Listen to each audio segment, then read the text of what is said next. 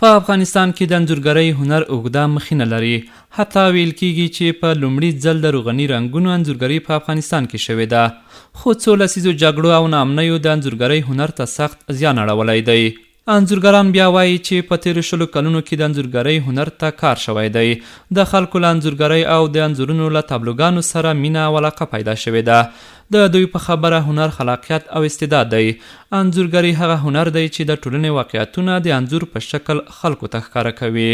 هنر ما میخوایم رشد بدیم برای مردم بهتر. همون درد و رنج که مردم ما احساس میکنه ما رو در بخش هنر خود نشان میدیم. هنر خودش خلاقیت است، هنر استعداد است. ما از طریق هنر میتونیم که درد و رنج مردم خود به نمایش باریم و به تصویر بکشیم اونا را. انځورګران وایي دوی هڅه کوي چې داسې څه انځور کړي چې د خلکو له انځورګرۍ سره مینه پیدا شي. دوی زیاتوي ډیر کله د هیواد تاریخي او مشهور ځایونه انځوروي چې د کار یې له انځورګرۍ سره د خلکو علاقه زیاته کړې ده.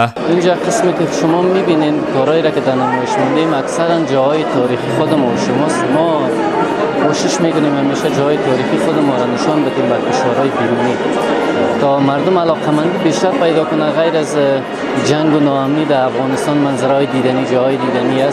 انځورګران وایي د انځورونو تابلوګانې په بهر کې هم مینوال لري. د دوی په خبره ډیر سوداګر دي چې له افغانستانه بهر ته د انځورګرۍ تابلوګانې وړي او هلته یې پلوري. البته که ما در خارج هم بازارهای خوب داریم. تاجرای ما هستن که کارها را از اینجا میبرن به خارج از کشور و اونجا مشتریای زیاده داره نقاشی افغانستان. د انځورګرۍ مینوال وایي چې انځورګري یو خاص هنر دی او دې هنر ته باید وده ورکړل شي. دوی له حکومته غواړي چې په هیواد کې د انځورګرۍ هنر ته ځانګړې پاملرنه وکړي. هنر یک بخش اساسی است و درباره از این باید کار شود. کسایی که در این باره کار میکنه باید پرنسیپ‌های مسلکی را فرا بگیره. به خاطر از حکومت باید کارکردهای داشته باشه. د انځورګرانو په خبر انځورګري په ټولنه کې د خلکو په ژوند او ځواک مثبت اغیز کوي. نو دوی تل هڅه کوي چې د همدې هنر په واسطه خپل وطن او خلکو ته خدمت وکړي.